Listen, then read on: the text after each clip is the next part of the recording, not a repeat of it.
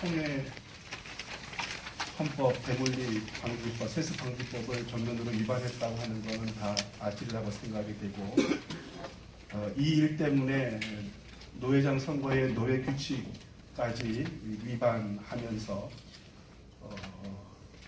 서울 동남노회를 파행으로 이끌었습니다.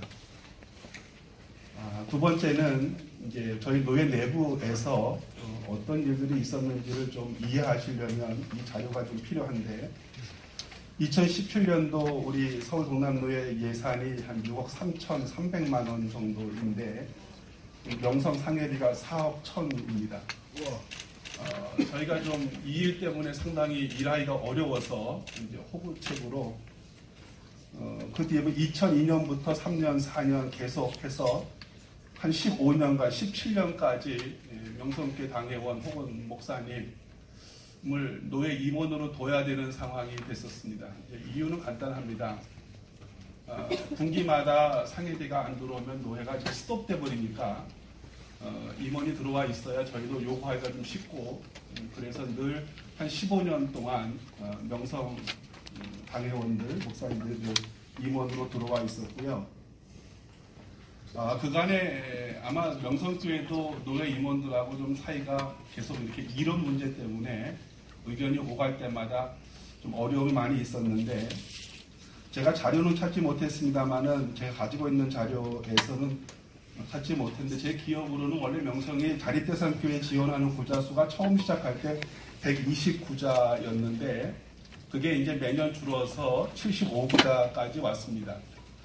쉽게 얘기하면 129자, 119자, 109자 또 뭐 이렇게 매해마다 줄어왔는데, 이 줄어오게 된 이유에는 사실 노회 임원들이 뜻대로 안 움직이니까 이런 이제 압박 수단을 계속 사용해 온 겁니다. 어떤 이런 모습들이 계속 있었습니다.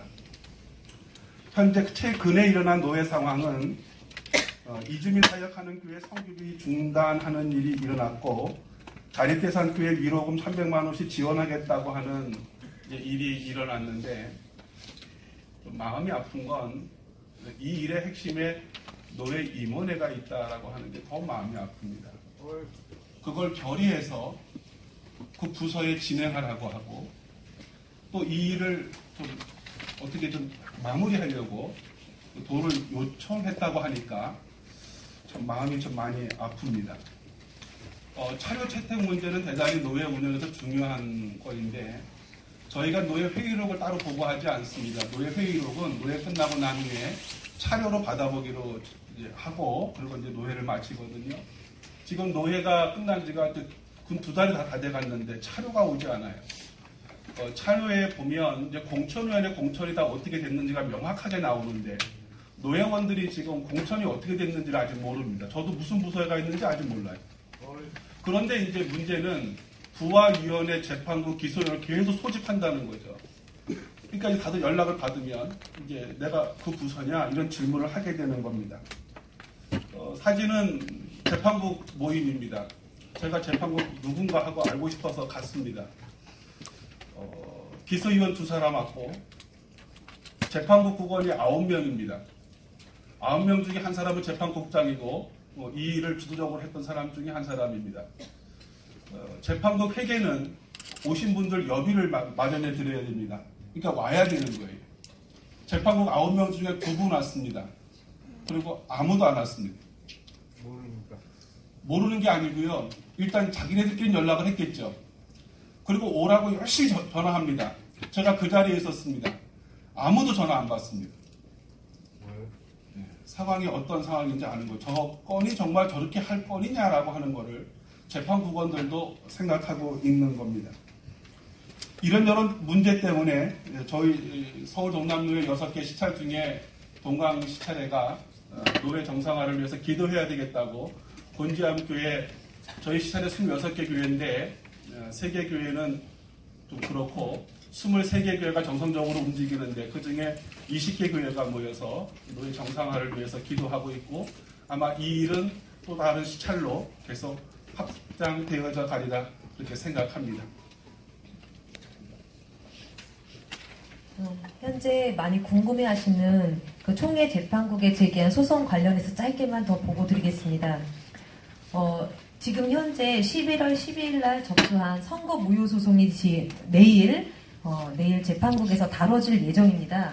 이것은 부노회장의 노회장 승계 규칙을 위반했느냐 하는 것이 핵심 쟁점인데요. 명성 측에서는 청빙안을 반려했기 때문에, 그런데 그것이 허니위원장의 직권남용이다 해서 고소장을 넣었습니다. 그래서 그러나 이것은 허니위원장 개인이 반려한 사안이 아니라 허니위원회 반려가 위원회의 공동 결의사항이자 적법한 심의 결과였다고 저희는 주장을 하고 있고요.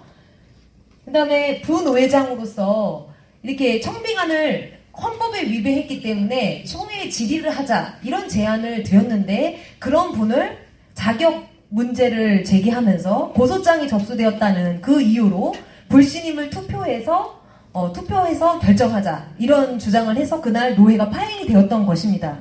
근데 고소장 접수만으로 자격을 박탈할 수는 없겠죠. 무죄 추정의 원칙은 상식이 아닙니까?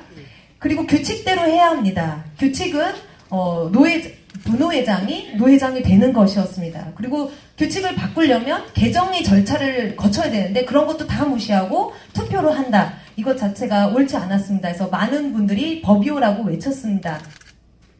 그 다음에 절차적 하자입니다. 그날 당일날 승계 찬반 표결을 할 당시에 재석수가 173명입니다.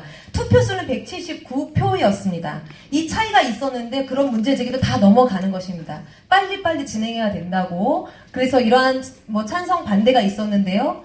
총회 규칙에 보면 의결할 때 인사 및 법규 개정 외에는 성수 미달을 이유로 이미 결의된 안건을 무효로 할 수 없다는 내용들이 있습니다.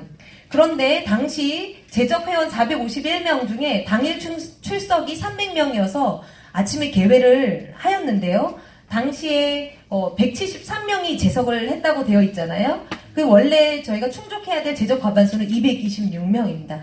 그래서 인사 문제인데 성수 미달이기 때문에 이거는 충분히 무효화할 수 있는 사항이기 때문에 저희가 선거 무효 소송을 먼저 제기해서 이것이 지금 구성된 임원회가 이렇게 불법적으로 규칙을 위반하여서 임원회가 구성되었으니 무효다. 그래서 추후에 그 이후에 결의된 부분들에 대해서 문제 제기를 하려고 저희가 선거 무효 소송을 먼저 제기했고요. 지금 관심 갖고 계시는 서울 동남노회의 김하나 목사, 위임 목사 청빙 청원 허락건에 대해서 결의 무효 소송은 12월 12일 날 저희가 노회에 지금 접수한 상태입니다. 이 결의 무효 확인 소송은 반드시 노회를 7회를 경유하게 되어 있습니다. 그래서 해당 당사자에게 그거를 넘겨야 하는 그런 절차가 있어서 저희가 그렇게 했는데요. 여기서 핵심 쟁점은 다 알고 계시겠지만 28조 6항 제1호가 효력이 있느냐 없느냐입니다. 실은 명성 측에서는 101회기 헌법위원회 해석이 있었다. 세습금지법이 기본권 침해의 소지가 있는 것으로 사료되기 때문에 수정, 삭제, 추가, 즉 보완하는 개정을 하여야 한다. 이 말만 가지고 실은 이것을 강행한 것입니다. 그러나 사실은 헌법위원회의 해석만으로는 헌법 자체, 조항의 효력을 정지시킬 수 없습니다. 그래서 또한 이것이, 그러니까 헌법위원회의 해석만으로 그렇게 할 수 없을 뿐만 아니라 이번에 새로 구성된 제102회기 헌법위원회에서 헌법 해석을 통보한 바 있습니다. 10월 19일 날, 그러니까 10월 24일이 노회였거든요. 그 전에 이미 통보를 해석을 하였는데 그것이 통보가 온 것은 11월 15일입니다. 그래서 28조 6항1호는 현재도 효력이 있다라고 하였습니다. 그래서 지금 그 효력이 있느냐 없느냐 이거는 실은 더 이상 문제가 되지 않고요. 엄연하게 총회 헌법을 위반한 사안입니다. 그래서 이어서 저희가 기도를 하겠습니다.